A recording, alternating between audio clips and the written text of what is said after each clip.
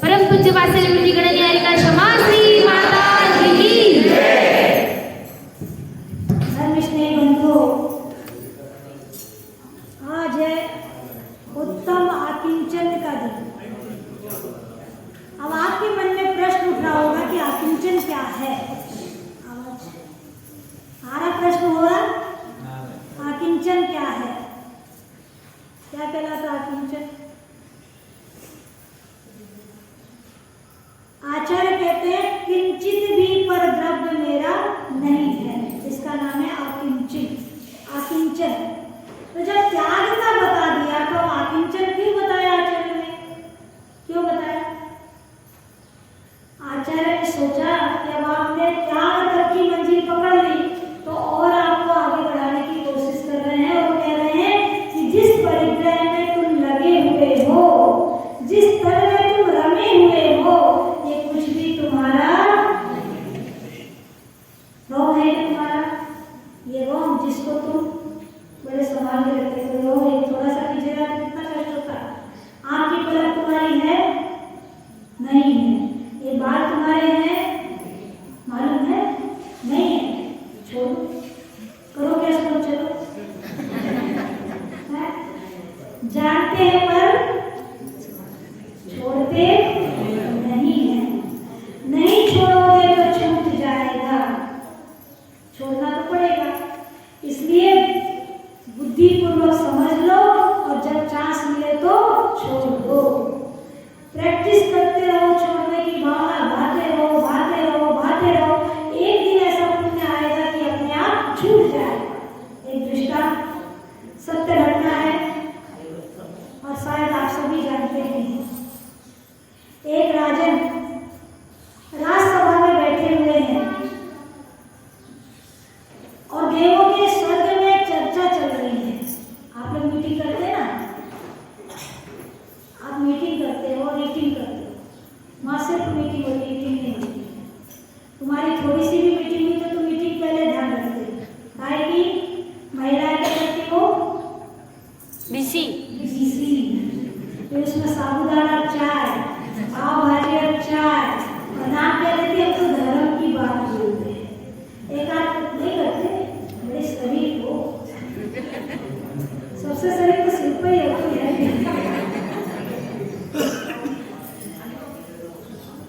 क्या कॉफी पीते ना, तो कॉफी कम है क्या? चाय नहीं पीते, बात की कॉफी पीते। अरे बीड़ी नहीं पीते, सिगरेट पीते। चोरी तो सीना जोड़ी, सीना की सीना चोरी। कॉफी पीते, बड़े स्टैंडर्ड बता रहे हैं। चाय नहीं पीते, कॉफी पीते और ठग रहे दुनिया को। चोरी नहीं करते, डाका डालते हैं। देखो इन दुश्मनों को, तुम अपनी जान की दुश्मन बनो। कॉफी पीकर, चाहे कॉफी पियो चाय पियो, सब में कैफीन नाम का जहर है, जहर पी रहे हैं हम। वो जहर पी के मैं खराब हुई, तुम हो गई। चले बात थोड़ी बहुत हंसा दिया आपको। हंसना ना मुझे नहीं आता है, मैं रुला अच्छा सकती हूँ। ऐसा कस के डांट सकती हूँ, हंसा है सकती। तो धर्मस्नेही बंधु, राजन अपनी सभा में बैठे हैं और स्वर्ग में चर्चा चल रही है कि वो राजा के समान दुनिया में कोई सुंदर नहीं है। इतनी सुंदरता है उसकी तो देवों को तो कौतूहल रहता है। वहाँ चर्चा चली नहीं कि कौन सी परीक्षा करें। दो देव वहाँ से उठकर आ गए, इंद्र जी हमें आज्ञा है, हम इसकी परीक्षा करने जाए, हो जाओ। तो अरे भाई जा, मत हाथ जलाना, मेरे को डिस्टर्ब करो।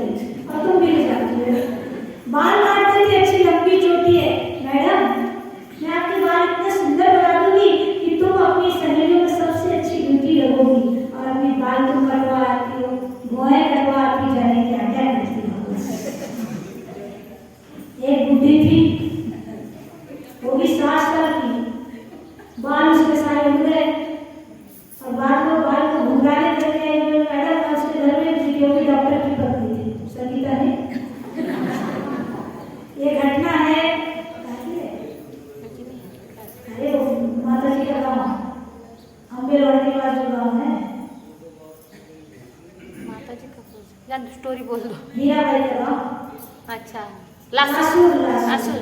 लासूर की घटना।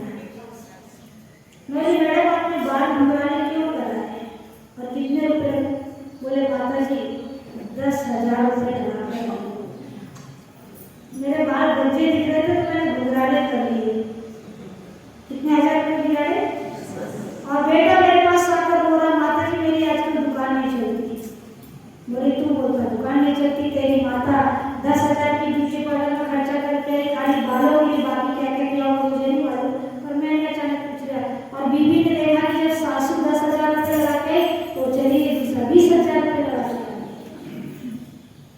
एक आध घंटे मालिश वालिश करवा के बाल कटवा ऐसे क्या है कितना 10,000 के पहले स्वच्छ बताना अजीब बात नहीं। सबसे सही तो सही है, सही बोलो। 10,000 पॉल्यूशन करवाने के पहले ब्यूटी पार्लर में कितने पैसे कमाए हैं? कमाए कि नहीं कमाए? इंदापुर की महिला बड़ी सीधी बड़ी सही है। मैं तुम्हारी तारीफ करूँ क्या अगले गाँव में? अगले गाँव में तो जब वो स्वच्छ धज कर आया फिर वो जब आ गया उसके मनुष्य के रूप में, बोले आप फिर आ गए ना, अब मैं कैसा दिख रहा? बोले आपकी सुंदरता कम हो गई। राजन, जो सुंदरता हमने सुनी थी, जो आप पहली बार आपको देखा था, उसमें और अभी में अंतर पड़ गया। अच्छा, मेरी सुंदरता इतनी क्षणभंगुर है कि नहीं? बोलो। बचपन में आप कुछ दिखते हो, 16 साल की उम्र में गुलाब की तरह खिलते हो, फिर 18 में थोड़े बचने लगते हो, 20 में और बचते हो, 25 में तो पूरे जुनिया पढ़ना एक एक साल पढ़ना शुरू हो जाता। नहीं पढ़ा देखो तेरे लिए भी नहीं पढ़ा, आंखों का गड्ढे तो पढ़ गए, कहीं ना कहीं तो पढ़ेंगे। हम सोचते हैं सुंदर दिख रहे हैं। राजा ने सोचा, मैं तो सोचता मेरी सुंदरता बढ़ गई और आपके घट गई। बस इतना सुनना था कि वैराग्य आ गया। हमें आया? कोई बात नहीं, आज नहीं आया तो कल आएगा। ये जो बैठे हो आप फालतू नहीं है, ये संस्कार पढ़ रहे हैं। हम लोग क्यों आपको खींचते हैं कि इसमें से 5 लोग भी सुधर गए इस जन्म में, तो भी हमारा शिविर सार्थक है। इस जन्म में नहीं, अगले जन्म में सुधर गए, कहीं ना कहीं तो संस्कार काम आने वाले ही हैं, व्यर्थ जाने वाले। क्योंकि आप सुन रहे हो, आप ध्यान लगा रहे हो, यहाँ भक्ति में भक्ति कर रहे हो, कहीं ना कहीं तो आपका पुण्य आपको खींचेगा। खींचेगा कि नहीं? क्या मालूम आप भी इसके जैसे बन जाओ। और किस दिन किसका मन बदल जाए कहते हैं नहीं सकता। सुबह का बचपन हंसता देखा, दोपहर मस्त जवानी, शाम को सूरज ढलते देखा, रात को खत्म कहानी। सुबह का बचपन हंसते देखा। बचपन सुबह की तरह होता, हंसता होगा। दोपहर जवानी की तरह होती है, चढ़ती है। चढ़ती है ऐसे चढ़ती जैसे सूरज की किरणें चढ़ती है, और शाम को ढलती है, यानी बुढ़ापे में जवानी ढल जाती कैसे? जैसे सूरज ढल जाता है। और रात को खत्म कहानी। रात को हम सो जाते हैं, दिन भर का सब कुछ खत्म हो जाता है। तो पता है कि हम रात को सोए हैं, सुबह उठ पाए कि ना उठ पाए। बोध को प्राप्त हो गया वह राजा, उसे वैराग आ गया, चैतन्यता आ गई कि मेरी सुंदरता नाशवान है, इसलिए अब मैं दीक्षा धारण करूंगा। और वो देव खुश हो गए। उन्होंने अनुमोदना की कि राजन बहुत अच्छे विचार हैं आपके। सही में अब आपने अपने रूप को प्रकट किया और जाकर दीक्षा लेकर साधना करने लगे। बियावान जंगल में चले गए, गुरु से दीक्षा ली, तपस्या करने बैठ गए। और तपस्या करते समय उनके पूरे शरीर में कोढ़ हो गया। क्या हो गया? कोढ़। कोढ़ हो गया। कोढ़ हुआ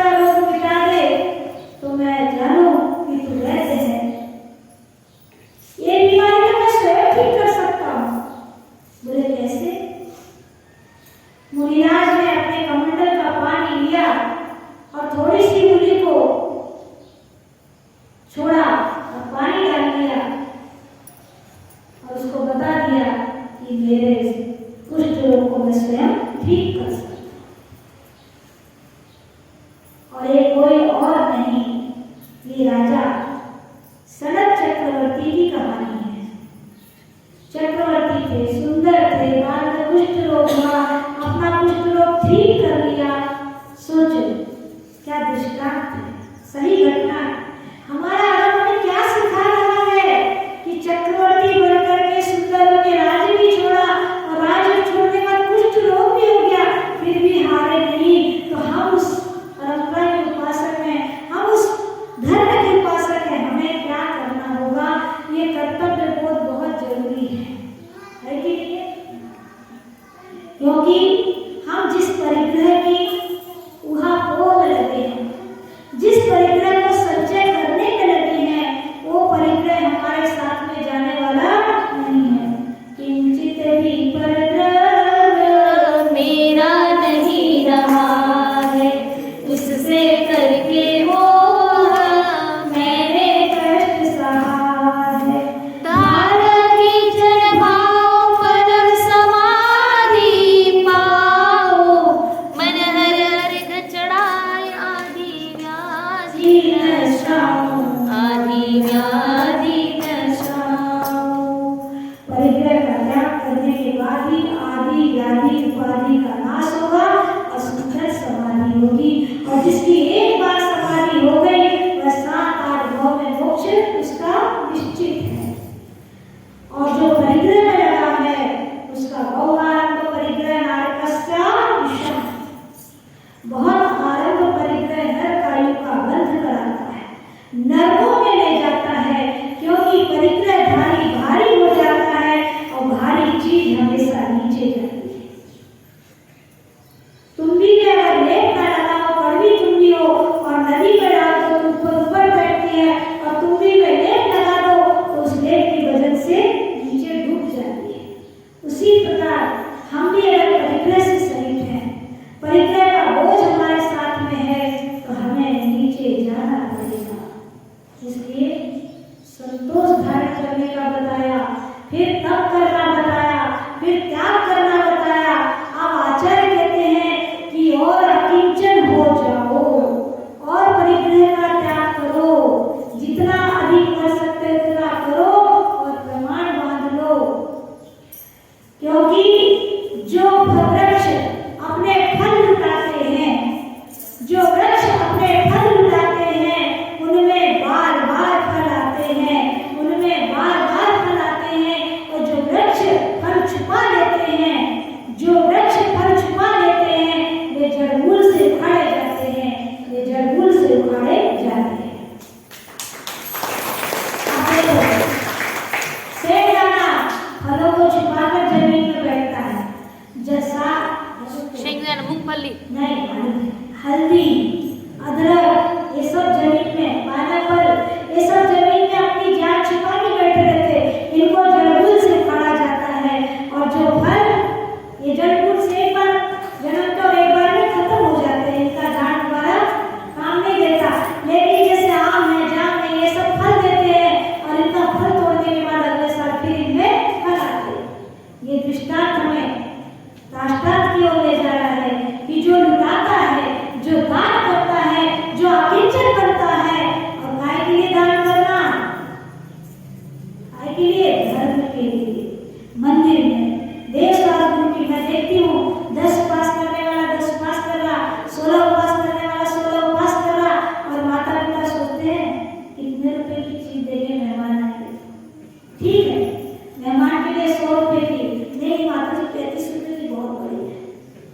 मैं देखती कितनी कंजूसी कर रही हूँ। और खाना बनाने वाले को 6,000 7,000, क्योंकि वो जेनी जो खाना बनाने वाला आने वाला है, वो पहले से तुम्हारे नाक में दम करके आ रहा है, इतने लूंगा, 1,000 रुपये बिल लूंगा खाना बनाने का, वहाँ मजबूर होकर तुम दे रहे। और मंदिर में, जिस मंदिर में आपने 10 दिन पूजा की, जिस मंदिर में आपने 16 दिन पूजा की, उस मंदिर की चौकी यूज की है, उस मंदिर का पाटा यूज किया है, वहाँ भी आपको दान देना चाहिए। कितना देना? 1100 रुपये, 100 रुपये, 200 रुपये। एक दिन एक महिला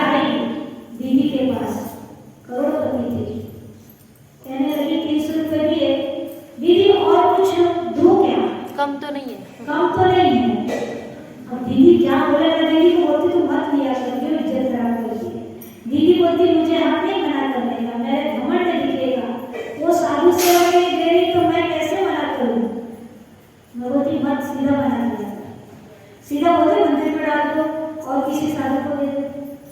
पर ये मानते नहीं, बोलते हैं हमारा। एक बार मैंने ऐसा किया था, किसी को मना किया था तो उसने मुझे बहुत डांटा था। तो जब से बिचारी करने वाले ले लेते हैं। किसी ने 100 रुपए दिए, इसने मना कर दिया था। जब मैं छोटी थी, नहीं समझाई, बोले तुमको अहंकार है। तो जब से वो फिर ऐसे हाथ करके ले लेती, बोलती मैं मेरे लिए थोड़ी ले ली, साधु की सेवा के लिए ले ली, तो ले लेती। तो ऐसा भी बोलने वाले हैं। एक जगह में कहा कि दीदी आपको कभी जरूरत हो तो फोन कर देना, पैसे की जरूरत हो क्यों फोन करें। देने वाला भी बोले देता है, मांगने की जरूरत नहीं होती, क्योंकि हम ऐसा करने वाले हैं, ऐसा करने वाले नहीं। आहार किस समय करना पड़ता, वो भी उतने में भी हमें पहले बहुत शर्म आती थी, तो वो ठीक है, हमारा नियम हमारे साथ का नियम है, उतना अहंकार को हमें छोड़ना पड़ेगा। तो मैं क्या बोल रही थी कि अपने साथ में हमने जो धर्म किया है, मंदिरों में लेके रह के जो पूजा की है, आप लोग शिविर में बैठे हुए, यहाँ की बाटे, यहाँ की थाली, यहाँ के कलश, यहाँ की भगवान की मूर्ति आपने अपने यूज में ली है। अब उसका अगर आप दान नहीं देते तो आपको निर्माल्य का दोष लगता है। आज के दिन में आपको मेरे से पुस्तक दूंगी, सभी के यहाँ से लेकर सभी के मोबाइल में पीडीएफ फाइल आएगी, आज जाकर के पढ़ लेना। मेरी बात झूठी लगे तो आज आगम परंपरा के अनुसार परम पूज्य बड़ी गद्दियालिका विशुद्धमती माता जी जिनकी समाधि हो गई है, उन्होंने आगम के परिप्रेक्ष्य में बहुत अच्छा लिखा है। इसे पढ़ोगे तो आप निर्माल्य संबंधी दोषों से बच जाओगे, क्योंकि निर्माल्य लेने वाले को बहुत ज्यादा पाप का भागी बताया गया है। धन्य कुमार की कहानी कभी सुनी हो?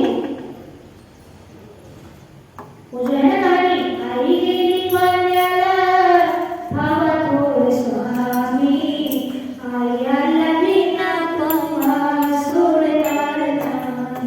वो जो धन्य कुमार इतना गरीब है कि उसकी माँ को दूसरों के घर जाकर नौकरी करनी पड़ी, और वो इतना गरीब क्यों हुआ था? निर्माल्य खाने के कारण। मंदिर का माल हड़प देने के कारण वह इतना गरीब हुआ।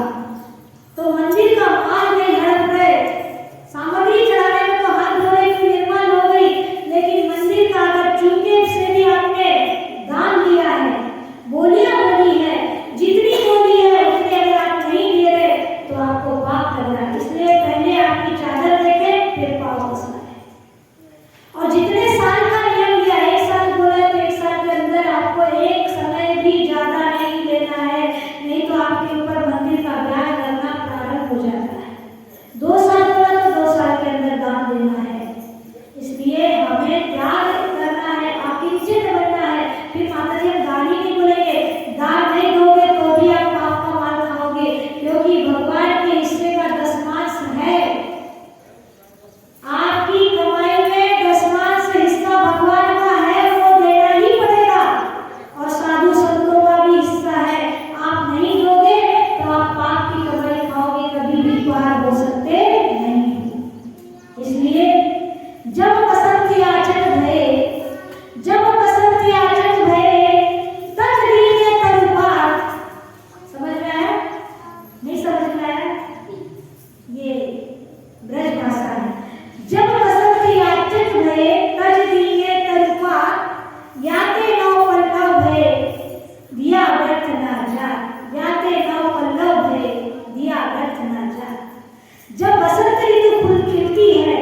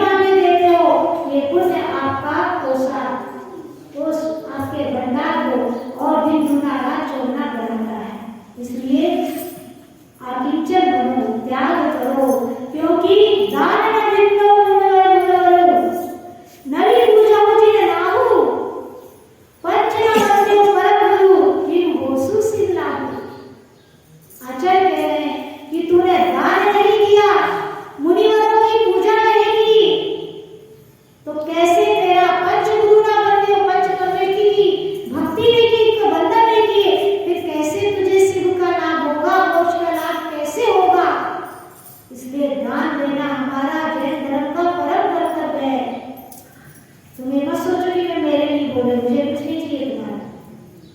नहीं तो माता जी दान दान के आज का व्रत यही है, आज का धर्म यही है। कल त्याग और त्याग के बाद में त्याग करने के बाद आपने जो व्रत स्वीकार किया उसमें और आगे बढ़ो। कल तो 4 प्रकार के दान का बताया था, आप कह रहे हो और अकिंचन बन जाओ। क्यों? एको में ससुतो आपका नाड़ दर्शन लक्षणो शेषा बहिना भावा सभ्य संजोग लक्षण। मेरी आत्मा सिर्फ एक है, अकेली है, बाकी और दर्शन ज्ञान के लक्षण वाली है, बाकी सब ये बाहरी संयोग है। इस संयोग वियोग के दुख से मुझे छूट करके अपनी आत्मा को समझने के लिए, परमात्मा से रिश्ता जोड़ने के लिए अकिंचन होना है, परिग्रह से रहित होना है। क्यों? क्योंकि सधज पे जिस दिन मौत की सहजादी आएगी, ना सोना काम आएगा ना चांदी आएगी, ना सोना काम आएगा ना चांदी आएगी। मिट्टी का तुम सोने के सब सामान मान है तेरे, छोटा सा तू कितने बड़े अरमान है तेरे। मिट्टी की काया जिस दिन मिट्टी में समाएगी, ना सोना काम आएगा ना चांदी आएगी। इसलिए आप लोग क्या करते हो? विदेशी महिलाओं की नकल करते हो। विदेशी महिला पैंट शर्ट पहन रही है, विदेशी महिला सलवार सूट पहन रही है, लेकिन विदेशी महिला कहीं आभूषण पहने देखी आपने? फिर उनकी नकल करो तो अकल से करो ना। फिर तुम आभूषण क्यों पहनते हो? अब पैंट शर्ट पहन लिया और चोटी लंबी रख ली, कान में आभूषण पहन लिए, गले में आभूषण पहन लिए, क्या हुआ? कैसे लग रहे? कैसे लग रहे? हाँ पहनते हैं, मैंने देखा नासिक में, हम सारे में जाने देखते रहते हैं। कैसे लगते हो फिर? ऐसे दिखते भी नहीं, ना स्त्री में ना पुरुष में। वो महिलाएं शेरों को पकड़ती है, शेरों को पालती है, हाथियों की रक्षा करती है, उनका कल्चर वैसा है, तुम्हारा कल्चर वैसा नहीं। तुम अकिंचन बनो तो हमारे यहाँ जो बताया हुआ है 16 श्रृंगार, उसके अनुसार बनो, अपनी संस्कृति को ना बिगाड़ते हुए। तो हमें क्या करना है? अकिंचन बनना है। हम उस धर्म के उपासक हैं जहाँ पर हमारे प्रभु ने सब कुछ छोड़ा है, जग को दे दी जग की विधियाँ, सब कुछ दे दिया है हमें और हमने सब कुछ ले लिया है। हम नग्न दिगंबर परंपरा के उपासक हैं। हमारे भगवान कैसे, गुरु कैसे हैं? जीते नंग। और तुम कैसे हो? तुम भी कैसे हो? नंग जी थे, बहुत अच्छा भजन उन्होंने लिखा है, जीते नंगा मरते नंगा, नंगे की महिमा भारी, नंगा है आकाश हिमालय, नंगा सागर दातारी। सब कुछ नग्न है। तुम जन्मे थे तब भी नग्न होकर आए थे और जाओगे तब भी नग्न होकर जाओगे। इसलिए इस नग्न धर्म को स्वीकार करो और हो जाओ नंगे, यानी परिग्रह से रहित हो जाओ। मत परिग्रह के पीछे पागल बनो। अगर 4 साड़ी से काम करता है तो 4 से चला लो, मत 40 रखो। 2 सूट से काम चलता है तो 2 सूट से काम चला लो। एक मोबाइल से अगर पूरे परिवार का काम चलता है तो एक मोबाइल रख लो, एक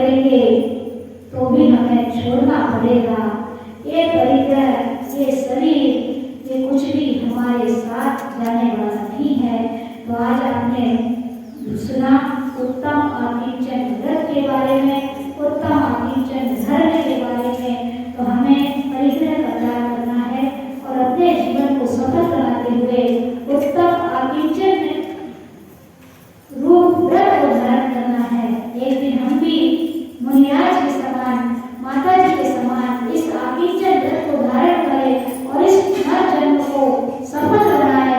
यही भावना बनाते हुए आप अपना यह व्रत पूरा करें। और आज 9वां दिन है। आपने तत्वार सूत्र भी नहीं सुना, दोपहर में जिनवाणी की पूजा नहीं की।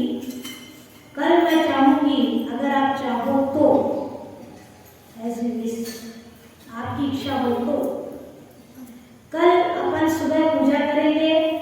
दोपहर में तत्वार सूत्र के अध्यायों का अध्ययन। कल विधान है। कल विधान है। अच्छा, इसका दर्शन फिर नहीं होगा। वैसे हम लोग 10 दिन में तत्वार सूत्र हम नहीं पढ़ते, यह भी रूढ़ी है। 10 अध्याय की पढ़ते आप लोग, और हम लोग नहीं पढ़ पाते क्योंकि हमको समय नहीं मिलता है। तो ठीक है, नहीं है वो भी आपके नसीब में। तो कल 10 लक्षण विधान होगा और आज रात में ध्यान होगा। ध्यान याद है? मुझे खुशी है कि तुम्हें ध्यान से प्रेम हो गया और मेरे छोड़ने के बाद आप अपने अपने कमरों में, छतों में जाकर के ये ध्यान जरूर करना। एक एक चक्र पर आप 1-1 घंटे बैठकर ध्यान कर सकते हो।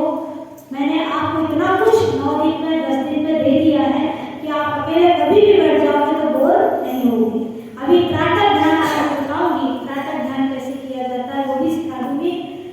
और भी बहुत सारा है, लेकिन अब 10 दिन में जितना आप ले सको, क्योंकि आपने मुझे समझा नहीं था।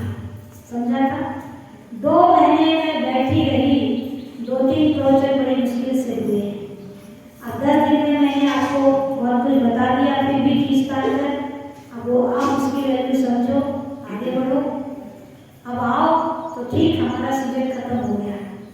यहाँ तक हमारा सीजन रहता है, इसलिए हम लोग थोड़ा सा आप लोग को समझाते हैं, डांटते हैं, कुछ अधिकार जमाते हैं, तब तुम हमारे पास आते हो। नहीं तो इतनी जल्दी आपका वो घर का परिचय का वो छूटता नहीं है, समय आप दे नहीं पाते हो। और ये समय आपके साथ में जाएगा। जो 10 दिन यहाँ पर आपने दिया है वो समय 10 भाव तक आपके साथ में जाने वाला है। बाकी समय तुम लोग समझ में नहीं आता, इससे बात इनको समझ में नहीं आता। मेरी बात समझ में नहीं आ रही? आ रही है ना? आ रही है, ऊपर से जा रही। अगर आप ऐसा ध्यान करोगे तो क्या 10 में आपको मोक्ष नहीं मिलेगा? मिलेगा। ऐसी पूजा भक्ति करोगे तो 10 में मोक्ष नहीं मिलेगा। मैंने गारंटी के साथ कहा था कि 10 दिन मुझे दे दो, मैं आपके 10 भाव सुधार दूंगी। तो जहाँ भी साधु संतों का समागम मिले, उनकी कीमत समझे, उनके लिए नहीं, अपनी आत्मा के लिए उनके चरणों में जाकर अपना समय बिताए। तो एक घड़ी आधी में भी आज साधु संगति तुलसी साधु की हरे ओट अपराध। मैं जब आई थी, वकील साहब मुझे रोज बोलते, माता जी ऐसा करो वैसा करो, मुझे आप देखते रहो, मैं सब करूंगी। अब आप संतुष्ट है कि नहीं है? लगा, उनको लगता था माता जी पता नहीं क्या करेंगे क्या नहीं करेंगे। माता जी को कुछ आता है कि नहीं आता? जमता वो कहते शिविर लो, बोलते क्लास लो, सब लोगी। थोड़ा सा मुझे इनको समझने दो, इनको खींचने दो, क्योंकि इनके घर बड़ी दूर है। सबसे बड़ी समस्या घर की दूरी। अब सब लोग यहाँ पर घर बना लो, वो वाले घर छोड़ दो, यहाँ घर बना लो, जिससे आने वाले साधु को तुम्हें डांटना ना पड़े और टाइम बिगाड़ना ना पड़े। मैं नहीं आऊंगी दोबारा, मैं तो सब गाँव से बाय करते चली हूँ, क्योंकि मेरी शक्ति अब दोबारा आने की। एक बार मैं आपको इतनी शक्ति दे देती हूँ कि दोबारा मेरी शक्ति नहीं रहती। तो जो चीज जब मिल जाए उसकी कीमत समझ लो। तो आज शाम को क्या करना है? ध्यान गाने का प्रोग्राम गाना है ना। हमारे दर्शन में 10 उपवास किए, फिर बाद में सौरभ के 16 उपवास। इन दोनों बच्चों ने आज मंदिर में रौनक डाली। फिर हमारे थोड़ा से 3 उपवास कर रहे हैं, अपनी बहन को भी लिया, रिश्तेदार। इनके कारण मंदिर भर गया। भरा कि नहीं भरा? हजारों लोग की ताली। सौरभ की माँ दुकान छोड़ के आ रही है,